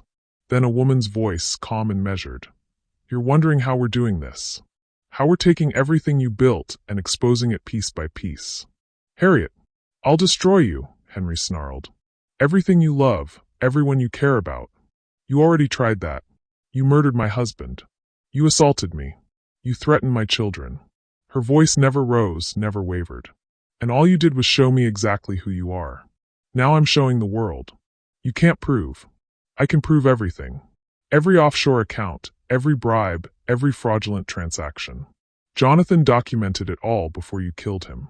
And now I'm finishing what he started. You're bluffing. Am I? Then explain why the FBI has your financial records. Why reporters are quoting from emails you thought were deleted. Why the people you paid to protect you are vanishing or flipping." A pause. "You're not being destroyed by me, Henry. You're being destroyed by the truth Jonathan preserved. I'm just the delivery system." The line went dead. Henry stood motionless, phone still pressed to his ear, listening to dial tone. Then, in one violent motion, he hurled the phone across the room. It shattered against the wall, plastic and glass raining onto imported carpet. He was alone. Truly alone. Not just in this office, but but in the empire he'd built, in the family he'd controlled, in the life he'd constructed from lies and manipulation. And somewhere in the city, a widow he'd underestimated was orchestrating his complete annihilation with the precision of a military operation. Henry laughed, a broken sound that turned into something close to a sob. Then he finished his drink, reached for the bottle, and wondered distantly how much more he could lose before there was nothing left to take. The raid began at 6:43 a.m. on a Wednesday, timed precisely to catch executives arriving for work, but before the building filled with employees who might obstruct or complicate the operation. Harriet watched it unfold on her laptop from her kitchen table, a live stream from a local news helicopter circling the Morgan Holdings tower like a vulture over carrion. 27 FBI agents in Navy windbreakers moved through the revolving doors with the choreographed efficiency of a military operation. They carried boxes, evidence bags, and federal warrants that granted them access to every file, every computer, every locked drawer in the 40-story monument to Henry Morgan's power. The news anchors narrated with barely contained excitement. Unprecedented action against one of the city's most prominent business families. Sources say the investigation spans multiple federal agencies, including IRS Criminal Division. Allegations of fraud, tax evasion, and conspiracy dating back decades. Harriet sipped her coffee and watched Henry's empire become a crime scene. Ethel and Ethan ate cereal at the table behind her, mercifully absorbed in a cartoon about talking animals, unaware they were witnessing their grandfather's destruction. Her phone buzzed. A text from Marcus. "Beautiful morning, isn't it?" She smiled and replied, "Sunrise never looked so good." By 9 a.m., the raid had expanded. Federal agents arrived at the Morgan Family Foundation headquarters, the estate in Connecticut, and Henry's penthouse. News helicopters tracked their movements like they were covering a military invasion, because in a sense they were an invasion of accountability into a kingdom that had operated above the law for 40 years. The press conference came at 11 a.m. U.S. Attorney Rachel Thornton stood before microphones in a sharp gray suit, her expression carved from stone. Today, federal law enforcement executed search warrants at multiple locations associated with Morgan Holdings and the Morgan Family Foundation. These actions are part of an ongoing investigation into allegations of wire fraud, tax evasion, money laundering, and violations of the Racketeer-Influenced and Corrupt Organizations Act. She paused, letting the weight of RICO charges sink in. RICO, the statute designed to dismantle organized crime families.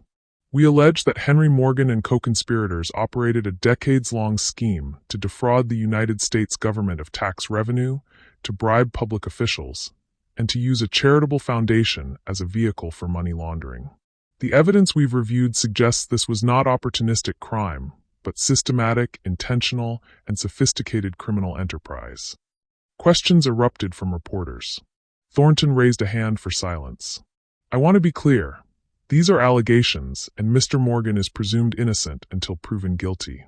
However, the evidence compiled by our team, and provided by courageous whistleblowers, suggests a pattern of criminal behavior spanning 4 decades. Her eyes held the camera. No one, regardless of wealth or social standing, operates above the law. That's the message we're sending today. Harriet watched from her living room, Louis and Charles seated on either side of her. When Thornton mentioned courageous whistleblowers, Louis squeezed Harriet's hand. "Jonathan would be proud," he whispered. "Jonathan should be here," Harriet replied. But she allowed herself a moment of satisfaction. Not joy, but the grim contentment of someone who'd kept a promise to the dead. The second bombshell dropped at 2 p.m. when the Tribune published a special investigation titled, "The Morgan Empire's Hidden History, Decades of Discrimination and Exploitation." Harriet had provided Sarah Chun, the investigative journalist, with documents from Louis's archive, hiring records, internal emails, HR complaints that had been buried. What emerged was a portrait of systematic racism masquerading as corporate culture.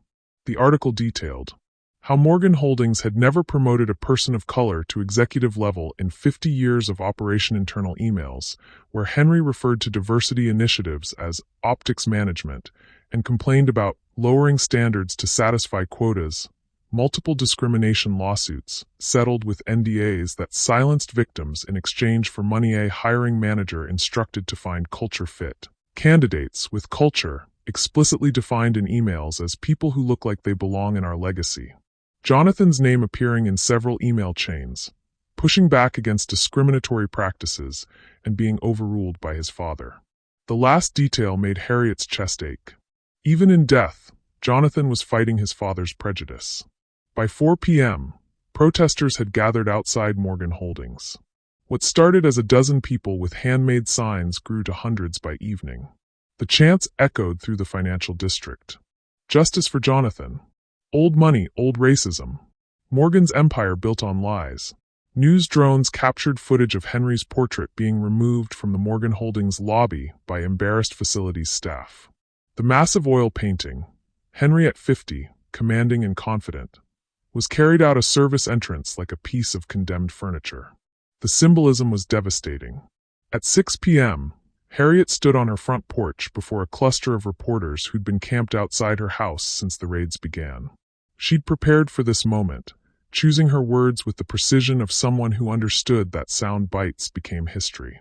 She wore simple black slacks and a white blouse, no designer labels, no jewelry except her wedding ring. Her hair was pulled back, her expression serene.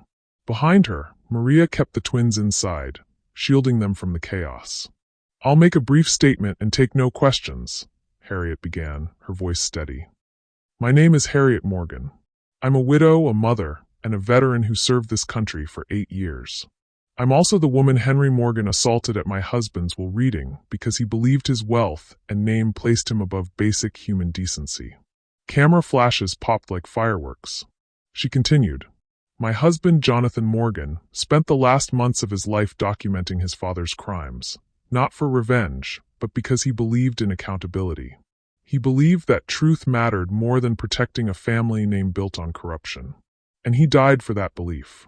Her voice caught slightly, but she pushed through. "Today's actions by federal law enforcement are not about me. They're about justice.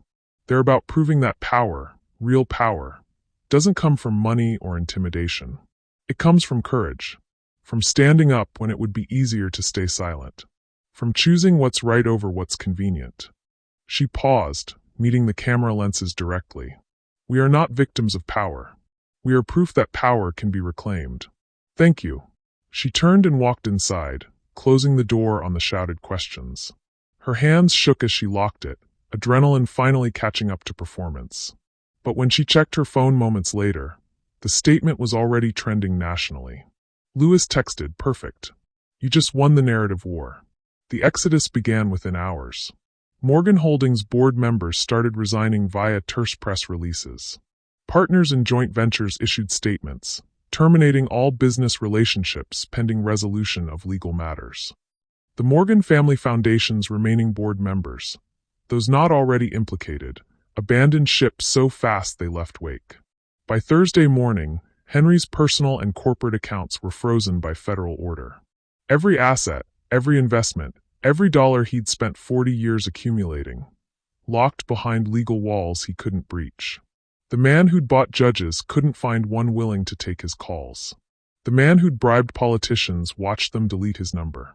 The man who'd built an empire on loyalty discovered what purchased loyalty was worth when the checks stopped clearing. Nothing. Harriet tracked the collapse through news feeds and encrypted updates from Marcus, who'd tapped into sources within the investigation. The picture that emerged was of systematic abandonment. Rats fleeing not just a sinking ship, but a ship that was also on fire and possibly haunted. Friday's Wall Street Journal headline: Morgan Holdings stock suspended trading, Chapter 11 bankruptcy filing expected. Saturday's Times: former Morgan executives cooperating with prosecutors, insider details emerge. Sunday's local paper: community leaders call for Morgan name removal from hospital wing, university building. The dismantling was total, methodical, irreversible.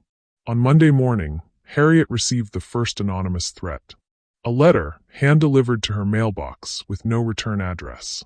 "You've destroyed a great family. You'll pay for this. Watch your back." She photographed it, filed a police report, and added it to a folder she'd labeled Evidence of Desperation. Because that's what it was, not a genuine threat, but the impotent rage of someone watching their world end and finding no one to blame but the messenger. A second threat came Tuesday. A brick through her living room window at 2 a.m., wrapped in a note that read "Gold-digging bitch." Police increased patrols. Maria insisted on staying overnight. Louis offered to hire private security. But Harriet felt strangely calm as she swept up glass, as she explained to frightened twins that sometimes people get angry when truth comes out, as she reinforced the window with plywood until replacement glass could be installed. "Are you scared?" Ethel asked, watching her mother hammer the boards with steady precision. "No, sweetheart. I'm hopeful." "Why?" "Because scared people throw bricks. Powerful people don't need to." Harriet smoothed her daughter's hair. "These threats? They're proof we're winning. Proof that the people who want to silence truth are running out of ways to do it." That night, she texted Marcus. "He's running out of places to hide." The response came immediately. "Good. Cornered animals make mistakes. Be ready." Wednesday brought the news Harriet had been waiting for. Henry Morgan had been seen entering the U.S. Attorney's office with his lawyer. Not in handcuffs. Not yet, but for what sources described as compelled testimony before a federal grand jury. The same grand jury that had been hearing evidence compiled from Jonathan's files, Louis's archive, Charles's documentation, and the testimony of whistleblowers who'd finally found the courage to speak. Harriet imagined Henry in that room, stripped of his armor of wealth and name, forced to answer questions under oath with no ability to buy, bully, or intimidate his way out. The man who'd grabbed her throat now had hands around his own, the cold, impartial hands of justice. She picked up Jonathan's photograph from the mantel, the one from their wedding day where he looked so happy it hurt to see. "It's almost over," she whispered. "Just a little longer. Then you can rest. Then we both can." That evening, the news broke. Federal grand jury issues indictments in Morgan Holdings' case. Henry Morgan charged with 47 counts including fraud, tax evasion, and conspiracy. 47 counts. Each one a separate crime, a separate betrayal of law and decency. Harriet's phone exploded with messages, reporters requesting comment, supporters offering congratulations, her lawyer asking if she felt safe. She ignored them all and called Louis. "It's happening," she said when he answered. "I know. I'm watching the news." A pause. "How do you feel?" Harriet considered the question. How did she feel watching her father-in-law's empire collapse, knowing she'd orchestrated much of it, understanding that Jonathan's death was finally being avenged? "Tired," she said finally, "but not finished. Not until he's convicted. He will be. The evidence is overwhelming. Evidence doesn't convict people. Juries do. And Henry has spent 40 years learning how to manipulate people." Harriet looked out her window at the street, now permanently marked by police presence and media vans. "I won't believe it's over until I hear a guilty verdict." "Fair enough." Louis's voice softened. "For what it's worth, I think Jonathan would be proud. Not just of bringing Henry down, but of how you did it. With precision. With grace. Without becoming the thing you fought." After they hung up, Harriet sat in the darkness of her living room, listening to her children sleep upstairs, feeling the weight of the past months settle into her bones. She'd started this journey as a grieving widow. Somewhere along the way, she'd become something else, a warrior, a strategist, an instrument of accountability. Tomorrow, the media would call her a hero. Henry's remaining supporters would call her a destroyer. Neither label felt quite right. She was simply a woman who'd made a promise to a dead man and refused to break it, no matter the cost. Outside, a car drove slowly past her house. Harriet's hand moved instinctively to her phone, ready to call police. But the car kept going, disappearing into the night. Just paranoia. Or preparation. In her world, they'd become the same thing. The Morgan estate looked different in winter twilight. The manicured gardens that had once symbolized wealth and permanence now seemed skeletal, the bare trees reaching toward a gray sky like prisoners pleading for mercy. The fountain in the circular driveway had been drained, its marble basin collecting dead leaves and rain. Even the house itself, that Gothic revival monument to generations of power, appeared diminished, as if the weight of its sins had physically compressed the stone. Harriet parked her car and sat for a moment, staring at the mansion where her husband had grown up, where she'd been assaulted, where the beginning of this war had been declared. Coming back felt like returning to a battlefield after the fighting had ended, necessary for closure, but haunting in its familiarity. Her phone showed 17 missed calls from her lawyer, all with the same message: don't go. Let the system handle this. Don't give him the satisfaction. But this wasn't about satisfaction. This was about witnessing. About looking Henry Morgan in the eye one final time before the law took him away forever, and making sure he understood exactly who had brought him down. She texted Lewis, "I'm here. If I don't check in within 30 minutes, call the police." His response was immediate: "This is a bad idea. But I understand. Be careful." Harriet stepped out of the car and walked toward the house, her footsteps crunching on gravel that hadn't been properly maintained in weeks. The estate that had once required a staff of 12 now looked abandoned. Windows dark, paint peeling, the brass fixtures tarnished and dull. She didn't bother with the front entrance. Instead, she walked around to the side door that staff used, knowing from her previous visits that it led directly to the study. The door was unlocked. Either Henry had stopped caring about security, or he'd been expecting her. Perhaps both. The mahogany-paneled study that had witnessed her humiliation 3 months ago now looked like the aftermath of a personal apocalypse. Legal documents covered every surface, some crumpled, others torn, a few bearing coffee stains and what looked like the circular marks of whiskey glasses. The chandelier above the long table flickered. One bulb burned out, another dying, casting shadows that made the room feel like a cave instead of a center of power. And at the head of the table, in the same chair where he'd presided over the will reading with absolute confidence in his dominance, sat Henry Morgan. He'd aged a decade in 3 months. The silver hair had gone completely white and uncombed. The expensive suit had been replaced with rumpled slacks and a dress shirt with the collar undone, stained with what might have been food or alcohol or despair. His eyes, once sharp and cold as a predator's, were bloodshot and unfocused, staring at nothing. Empty whiskey bottles lined the credenza behind him. 3, 4, 5. Harriet stopped counting at 7. He looked up when she entered, and something like recognition flickered across his face. Then he laughed, a sound without humor, brittle as breaking glass. "You came to watch me die," he sneered, his words slightly slurred. "The grieving widow returns to the scene of her greatest triumph." How poetic. Harriet closed the door behind her with a soft click. She didn't approach the table, didn't sit, simply stood in the doorway, studying the wreckage of the man who'd murdered her husband. "No," she said quietly. "I came to see justice breathe." Henry's laugh turned bitter. "Justice? You destroyed my empire, turned my family against me, took everything I spent 40 years building, and you call it justice?" He grabbed the nearest whiskey bottle, not empty after all, and drank directly from it. "You're a vengeful widow with a grudge and military training. Don't dress it up as righteousness. Jonathan documented your crimes. I just made sure the truth reached people who could act on it." Harriet's voice remained calm, clinical. "Everything that's happened to you is the consequence of your own choices. Your own actions. My son was weak, sentimental. You poisoned him against his own family. Your son was brave. He stood up to a monster when it would have been easier to look away. And you killed him for it." The words hung in the air like smoke.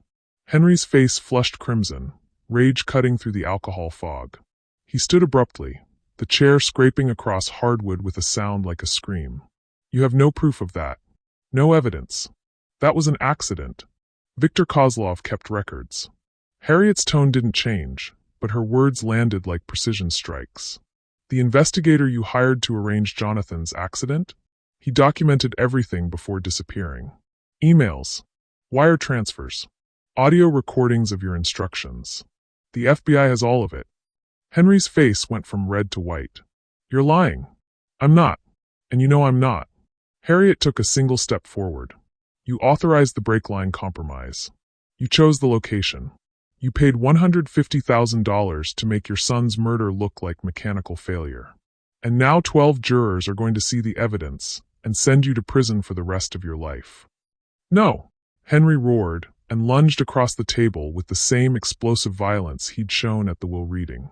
His hands reached for her throat again, muscle memory driving him to the same dominance play that had worked his entire life. Intimidation through physical superiority, through reminder of power. But Harriet wasn't the same woman he'd grabbed 3 months ago. Or rather, she was exactly that woman. She'd simply stopped hiding what she was capable of. Her response was instantaneous and effortless, 8 years of hand-to-hand combat training executing without conscious thought. She sidestepped his lunge, redirected his momentum with one hand on his wrist, and used his own force to send him stumbling past her. The movement was so smooth it looked choreographed, a dancer spinning away from a clumsy partner. Henry crashed into the credenza, whiskey bottles falling and shattering around him. He tried to catch himself, but his alcohol-weakened coordination failed. He collapsed to the floor amid glass and spilled liquor, gasping. Harriet stood over him, not breathing hard, not showing any signs of exertion. She could have hurt him badly, could have broken his wrist, dislocated his shoulder, disabled him completely. But she'd simply moved him out of her space with the minimum force required. Control. Always control. You raised your hand to the wrong woman, she said softly, looking down at the broken man sprawling in broken glass. Twice. The first time, at the will reading, you showed me exactly who you were. The second time, just now, you proved you learned nothing. Henry pushed himself to sitting position, cuts on his palms bleeding sluggishly. His breathing came in ragged gasps, whether from exertion or emotion or both. You've destroyed everything, he whispered.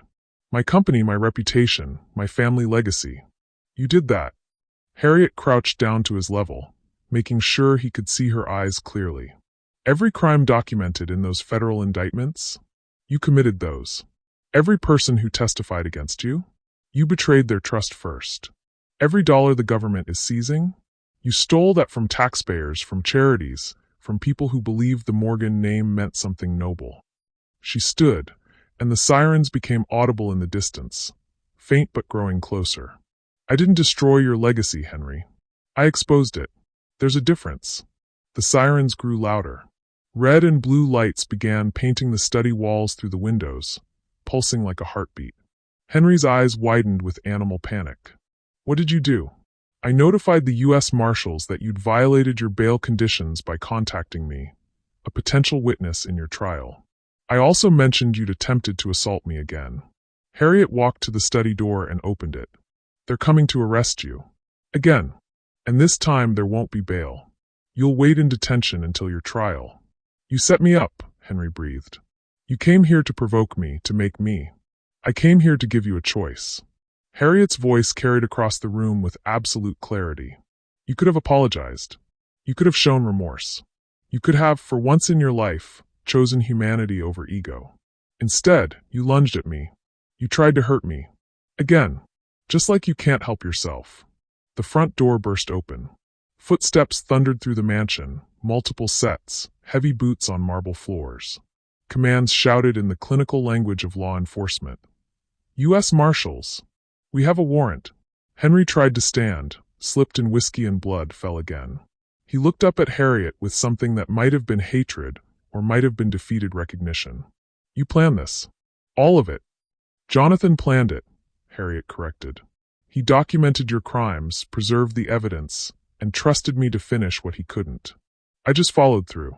She stepped aside as 3 U.S. Marshals entered the study, weapons drawn but not pointed, assessing the scene with professional efficiency. Henry Morgan? The lead marshal asked, though his tone suggested he already knew the answer. Henry didn't respond. He stared at Harriet with the hollow eyes of someone realizing they'd been outmaneuvered at every turn, that the widow they'd dismissed as powerless had systematically dismantled everything they'd built. That's him, Harriet confirmed. He attempted to assault me approximately 2 minutes ago. There are cameras in this room. Check the footage. You'll see everything. She'd researched the estate's security system weeks ago. Henry had installed cameras throughout the house after a burglary scare in 2018, but he'd been too paranoid to let anyone else control them. The footage uploaded to a cloud server he thought was secure. Marcus had accessed it 3 weeks ago and set it to automatically back up to federal servers. Every word of this conversation, every moment of Henry's assault attempt, was now evidence. The marshals moved with practiced efficiency. One helped Henry to his feet, while another recited Miranda rights in a voice that had delivered them 1,000 times. The third marshal approached Harriet. "Ma'am, are you injured? Do you need medical attention?" "I'm fine. He didn't touch me." "We'll need a statement. I'll provide one at your office." "But first." Harriet turned back to Henry, who was being handcuffed with his hands behind his back.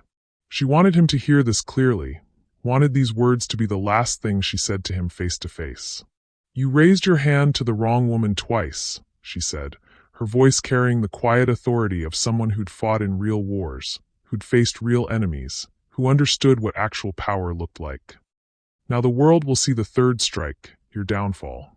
Not because I'm vengeful, not because I'm cruel, but because you murdered my husband, and justice demands a reckoning." Henry's face crumpled. Not with remorse. Harriet doubted he was capable of that, but with the devastating realization that he'd lost. Completely. Irreversibly. The empire he'd built, the name he'd protected, the power he'd wielded, all gone, destroyed by the woman he'd dismissed as insignificant. "I hope you rot," he spat, his last words to her thick with impotent rage. "I hope you live long enough to understand what you destroyed," Harriet replied. "Not your empire, your son, your family, your own soul." She paused at the doorway. "Goodbye, Henry. I'll be at your trial. Front row." The marshals led Henry out through the same grand entrance where he'd welcomed presidents and senators and society figures. Now he walked that path in handcuffs, flanked by armed officers, his expensive shoes crunching on gravel while camera flashes erupted like lightning. The press had arrived, tipped off by anonymous sources, Marcus almost certainly, and they captured everything. Henry Morgan, patriarch and power broker, being loaded into a federal vehicle. His face caught in flashbulb glare, exposed and diminished and defeated. Harriet watched from the study doorway, backlit so the cameras couldn't get a clear shot of her. She didn't need to be in these photographs. Her presence would be felt in other ways. In courtroom testimony, in the evidence that would convict him, in the legacy she'd build from the ashes of his empire. As the federal vehicle pulled away, red and blue lights disappearing down the long driveway, Harriet felt something shift in her chest. Not satisfaction, exactly. Not joy. Something quieter and more profound, completion. She'd made a promise to Jonathan, whispered over his grave in the weeks after his death, when grief was a physical weight that made breathing difficult. She'd promised to expose the truth, to bring his father to justice, to make sure their children grew up knowing their father had been brave and right and good. That promise was kept. She pulled out her phone and texted Lewis, "It's done. Henry's been arrested again. Trial will proceed as scheduled." His response came quickly, "Are you okay?" Harriet considered the question as she walked to her car, leaving the Morgan estate behind for what she suspected would be the last time. Was she okay? She'd spent 3 months waging psychological warfare against a man who'd murdered her husband. She'd weaponized truth, orchestrated the collapse of a corporate empire, and watched a human being, even a monstrous one, be destroyed.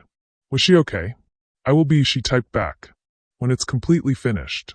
She drove away from the estate as night settled over the countryside, the mansion shrinking in her rearview mirror until it was just another shadow in the darkness.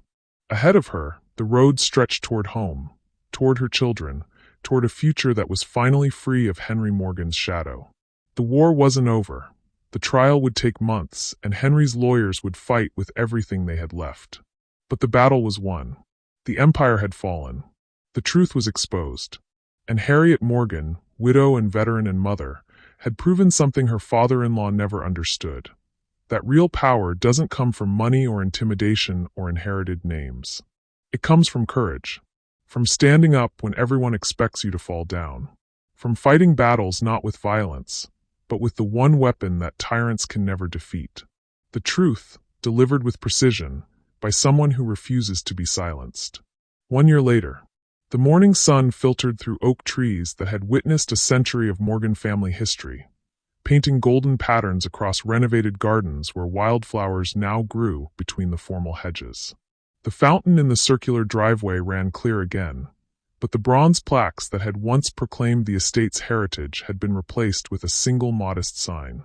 The Jonathan Morgan Foundation, supporting military families, honoring service, building futures. Harriet stood on the second-floor balcony, the same balcony where Morgan patriarchs had once surveyed their domain like feudal lords, and watched her children play in the garden below. Ethel was teaching Ethan how to identify different flowers, her 7-year-old voice carrying across the lawn with the absolute confidence of someone explaining the universe to a slower student.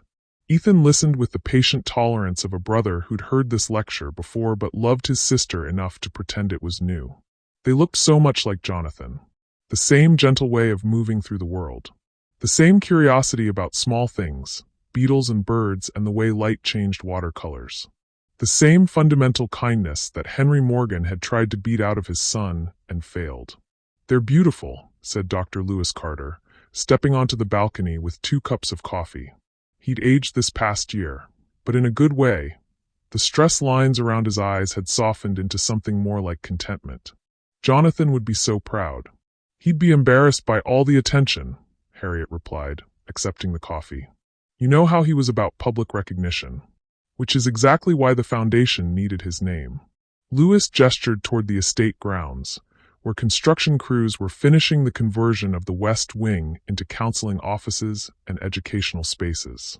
This place was a monument to ego for a century. Now it's a monument to the one Morgan who actually cared about people more than power. The transformation had taken a year of intensive work. After Henry's conviction, 47 counts, guilty on all charges, sentenced to 23 years in federal prison. The estate had been seized by the government as proceeds of criminal activity. Harriet, as Jonathan's widow and the victim of Henry's violence, had been given first opportunity to purchase it at auction. She'd almost declined. The house carried too many painful memories, too much Morgan family poison. But Lewis had convinced her otherwise. "Don't let Henry's evil define this place forever," he'd argued. "Reclaim it. Transform it. Make it stand for everything he despised: generosity, justice, service to others. That's the ultimate victory." So Harriet had bought the estate for a fraction of its original value, using funds from Jonathan's life insurance and her own carefully managed investments. Then she'd assembled a board of directors. Lewis Charles Whitmore, who'd resigned from corporate law to focus on pro bono work. Marcus Vaughn, her old Army comrade, who understood veteran needs, and 3 other military veterans who'd faced the challenges of transitioning to civilian life. Together, they'd created something that would have made Henry Morgan apoplectic, a foundation that actually helped people. The West Wing now housed offices for family counselors specializing in grief support for military widows and widowers. The East Wing had been converted into educational spaces, computer labs, a library, vocational training rooms where veterans could learn new skills. The basement, once Henry's wine cellar stocked with bottles worth more than most people's cars, was now a community gathering space for support groups and workshops. The gardens that had required a staff of 12 to maintain in perfect formality were now a teaching space for horticultural therapy. Veterans with PTSD working with soil and growing things, learning that life could flourish even after trauma. And the study, that mahogany-paneled room where Harriet had been assaulted, where Henry had been arrested, had been completely gutted and rebuilt as an archive. The Jonathan Morgan Memorial Library housed his documentation of corporate crime alongside resources about whistleblowing, ethical business practices, and standing up to corruption. The room where lies had been protected now preserved truth. "We're fully booked for the next 6 months, Lewis said, pulling up the foundation's calendar on his phone. 53 families currently receiving services. 217 veterans enrolled in vocational programs. The Scholarship Fund has awarded 42 grants for education and job training." Harriet smiled. "Jonathan would love that we're measuring success in people helped rather than dollars accumulated." "The press certainly loves you." Lewis showed her his phone screen, displaying a Time magazine article with her photograph. "The woman who brought down old money. How Harriet Morgan transformed tragedy into service." Harriet grimaced. "I asked them not to focus on me. You're the story, whether you want to be or not.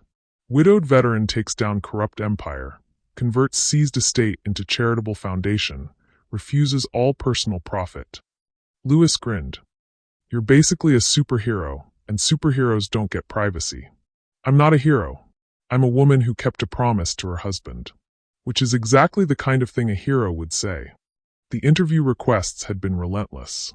60 Minutes, NPR, major newspapers, true crime podcasts. Everyone wanted Harriet's story, wanted to understand how she'd brought down Henry Morgan, wanted details about the military past that made her so formidable. She'd declined almost everything, but she'd agreed to one interview with a veteran-focused publication, on condition that the focus be on the Foundation's work rather than her personal story. The journalist, a former Marine named Patricia Chun, had been respectful but persistent. People need to hear how you did this, how you fought power with truth, how you transformed pain into purpose. Harriet had considered her words carefully before responding. Courage isn't loud. Sometimes it's the silence that breaks the world open.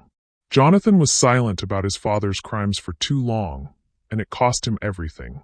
I chose a different kind of silence, not the silence of complicity, but the silence of strategy, of patience, of knowing when to speak and when to act.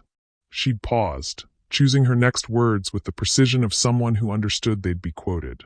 The world celebrates dramatic confrontations, heroes who punch the villain and save the day. But real change, lasting change, comes from people who do the quiet, difficult work of documentation, of building cases, of creating systems that hold powerful people accountable even when it would be easier to look away. The article had run with the headline, "Courage in Silence, the veteran who took down an empire without firing a shot." It was the most accurate thing anyone had written about her. On a crisp October afternoon, exactly 13 months after Henry's arrest, Harriet drove alone to Riverside Cemetery. The twins were at school. Lewis was managing the Foundation for the day. This visit was private, personal, the kind of conversation that didn't need witnesses. Jonathan's grave sat beneath a maple tree on a hillside overlooking the river. The headstone was simple granite, engraved with words Harriet had chosen carefully. Jonathan Alexander Morgan. Beloved husband, father, friend. He chose truth over comfort. 1987 to 2024.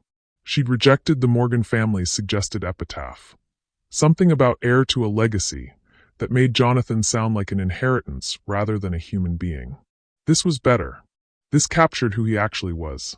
Harriet sat on the grass beside the grave, not caring that morning dew soaked through her jeans. She pulled the original flash drive from her pocket, the one Jonathan had hidden in her military chest, the one that had contained all the evidence that brought Henry down. "It's done," she said quietly, running her thumb over the drive's smooth surface. "The trial's over. Henry's in prison.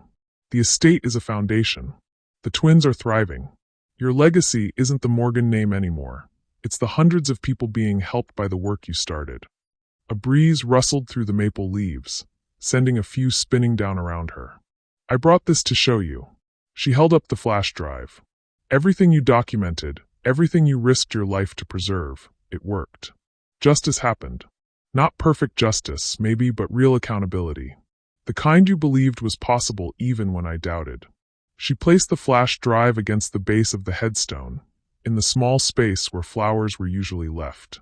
But Harriet had never brought flowers. Jonathan had always said cut flowers were beautiful deaths, and he preferred living things. So instead, she planted a small oak sapling beside his grave, working the soil with her hands, letting dirt cake under her fingernails the way it had during her horticultural therapy sessions at the Foundation. The physical work was meditative, grounding, a conversation without words. When the sapling was planted and watered, Harriet sat back and looked at what she'd created, a living memorial that would grow and strengthen and outlast granite. "The kids ask about you every day," she continued. "Ethel wants to be a scientist like you were. Ethan wants to be a soldier like me. I tell them they can be anything as long as they're kind.